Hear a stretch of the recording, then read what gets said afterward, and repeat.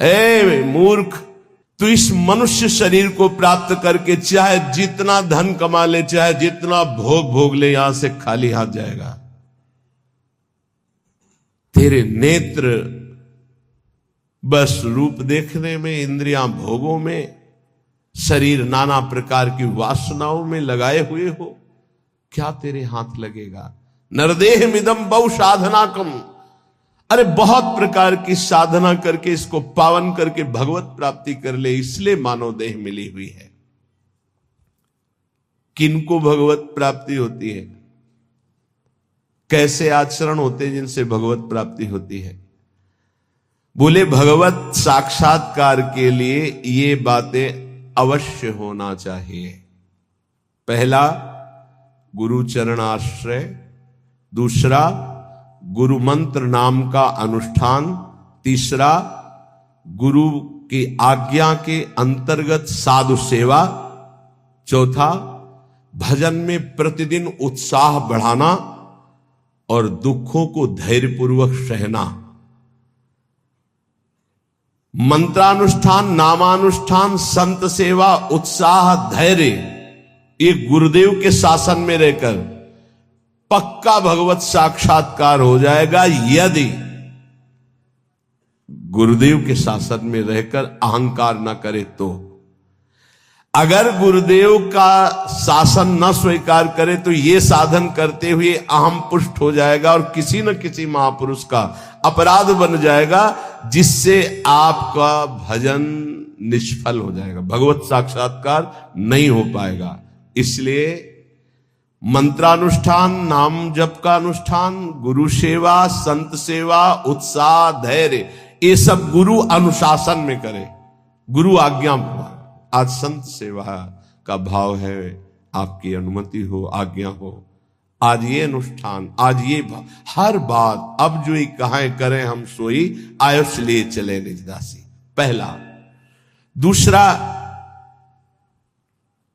हर समय विचार करते रहो कि यहां कभी भी श्वास रुक सकती है, इसलिए मुझे यहां किसी से प्रेम न होने पावे। ये बहुत सावधानी की बात है। मुझे यहां किसी से प्रेम न होने पावे, नहीं उसके लिए मुझे लौटना पड़ेगा। जैसे हिरन से प्रेम हुआ तो आना पड़ा ना हिरन रूप में। यहां मुझसे किसी से द्वेष ना होने पावे। दो बातें देखनी। यहां प्रेम का तात्पर्य राग है और द्वेष। अगर ये दो हुए तो फिर आना पड़ेगा। लेना और देना, तो बाजार बंद नहीं होगी। न लेना न देना, मगन रहना। कबीरा खड़ा बाजार में, सबसे पूछत खैर, ना काहू से दोस्ती और ना काहू से बैर, समान भाव।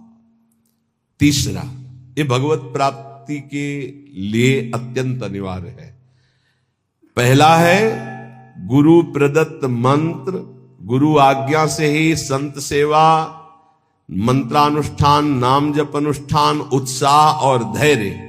सावधानी ये कि कहीं अहंकार ना आ जाए, कहीं किसी संत का भूलकर अपराध न बन जाए। ये दूसरा, संसार में सदा रहना नहीं है, कभी भी कोई भी श्वास हमारी आखिरी हो सकती है। इसलिए हमें यहां किसी से प्रेम नहीं करना, क्योंकि हमें जाना है यहां। ना किसी से द्वेष करना है, सबसे भगवत भाव से।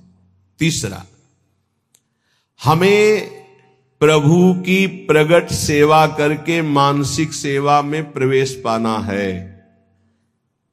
मानसिक सेवा सब सेवाओं में महान सेवा होती है, पर वो बिना शरीर से प्रगट सेवा किए मानसिक सेवा की सिद्धि नहीं हो सकती। मानसिक सेवा से भगवत प्राप्ति बहुत जल्दी होती है, पर मानसिक सेवा प्रगट सेवा से होती है।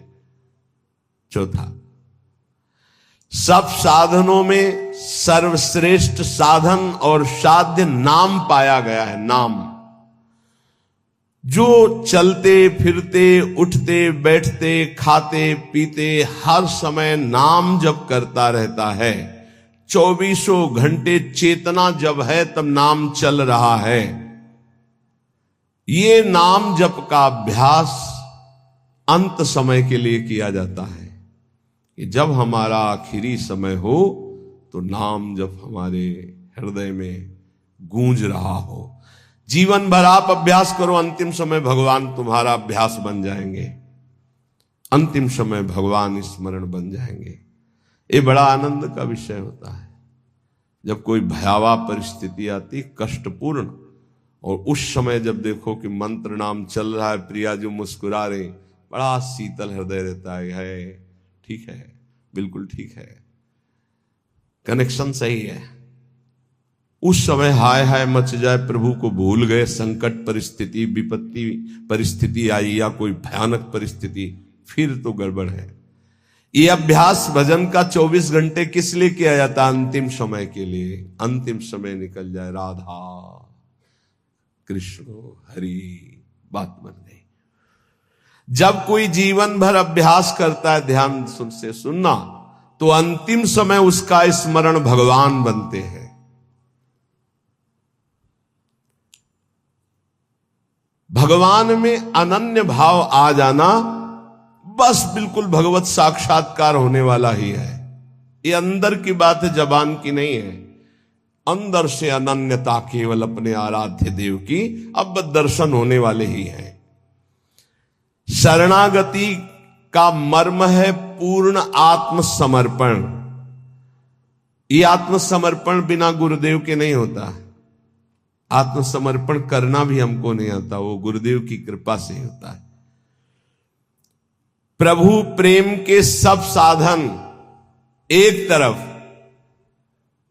और आत्मसमर्पण एक तरफ। जीव ही आत्मसमर्पण दृढ़ होता है, तेव ही उपासक के नेत्रों के सामने युगल सरकार झलकने लगते हैं। इसलिए हर समय नाम जप, भगवद आश्रय और ये विचार कि श्वासों भर या जियब की करे प्रतीति न कोई, ना जाने फिर श्वास को आवन होए न होए। राधा राधा राधा। अगर हमारी यही आखिरी श्वास है तो हमारा काम बन गया।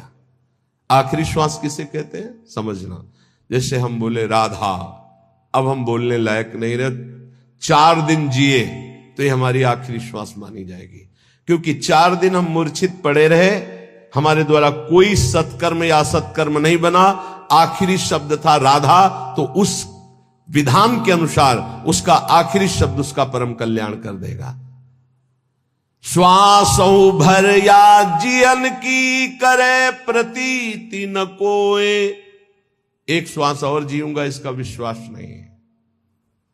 ना जाने फिर श्वास को आवन होए न होए। इसलिए वर्तमान की श्वास में राधा राधा। परिजन भाई बापू देखे देखत नित मरत, अमर मोह बस आप याते अचरज कवन बड़।